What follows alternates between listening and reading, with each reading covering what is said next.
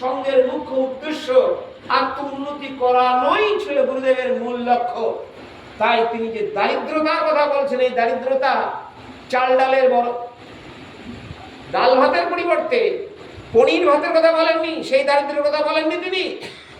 এই দারিদ্রতা, যে দারিদ্রতার কারণে আত্ম উন্নতি হয় না, যে দারিদ্রতার কারণে আমি অজ্ঞানের অন্ধকারে অতল তলে তলিয়ে বসে আছি, সেই দারিদ্রতা, যে দারিদ্রতা ভগবান থেকে বিচ্ছিন্ন করে দেয়, সেই দারিদ্রতার কথা বলা হয়েছে।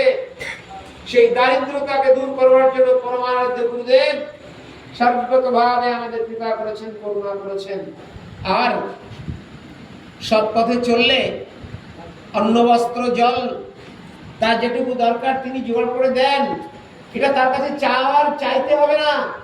যে ব্যক্তি ধর্ম সাধন করে না, যে ব্যক্তি ভগবানের নাম গান করে না, যে ব্যক্তি কোনোদিন ধর্মপথে চলেনি, তার কি খাওয়া জোটে না?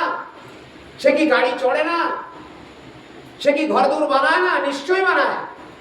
তাহলে ভগবানের আরাধনা করে, ভগবান ভজন করে আমি তার কাছে চাল ডাল তেল নুন টাকা পয়সা চাইবো? এটা চাওয়ার জন্য ভগবত সাধন নয়। ভগবান ঈশ্বরের কাছে আমি সেই জিনিস চাইবো। সাধন করছি কি জন্যে? অর্থাৎ জগৎ সংসারে যে দুর্লভ বস্তু যা পাওয়া যায় না, সেই দুর্লভ বস্তু পাওয়ার জন্য তার কাছে চাওয়া পাওয়া। যে প্রভু, হে পরমেশ্বর, হে গুরুদেব, হে আমার আরাধ্য দেবতা, আপনি আমাকে সেই বস্তু প্রদান করুন যে বস্তু সংসার জগৎ মাঝারে পাওয়া যায় না, দুর্লভ। আপনি তাই দিন আমাকে। তাই ভগবানের কাছে কি চাইতে হবে সেটাও জেনে নিতে হয়, শিখে নিতে হয়। তাই টাকা পয়সা ধন দৌলত চাওয়ার বিষয় নয়।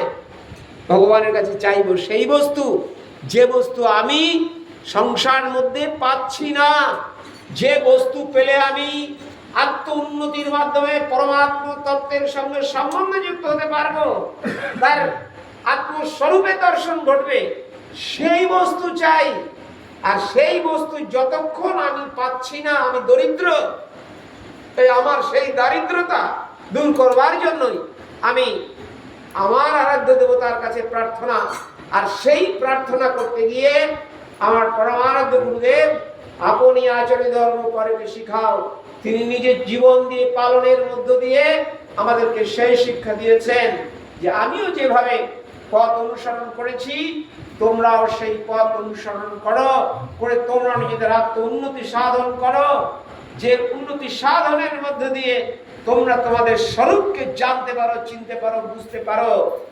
তাই সংযমকে অবলম্বন করো, বৈরাগ্যকে অবলম্বন করো, নিত্য নিত্য নিরন্তর অভ্যাসের মাধ্যমে আত্ম উন্নতি সাধনের চেষ্টা করো। তার জন্য এই ভ্রাতৃসঙ্গ, তার জন্য মাতৃসঙ্গ, তার জন্য শাখা সঙ্গ, তার জন্য গুরুদেব কর্তৃক প্রতিষ্ঠিত মঠাদি আশ্রম।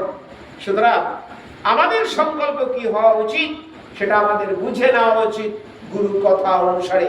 কিন্তু সেটা যতদিন আমরা না বুঝবো ততদিন আমাদের অজ্ঞানতা যাবে না, বরং আমরা অজ্ঞানতার বদলে তার পরিবর্তে আমরা হানাহানি করে মরে যাব, জীবনটা বৃথা হয়ে যাবে, মনুষ্য জন্ম ব্যর্থতায় পর্যবসিত হবে। সুতরাং এটা বড় পরিতাপের বিষয়।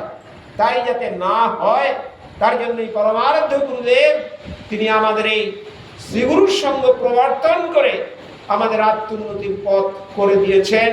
আর সেই শ্রীগুরুর সঙ্গের সাধন পদ্ধতির মূল দরজা হচ্ছে ভ্রাতৃসঙ্গ।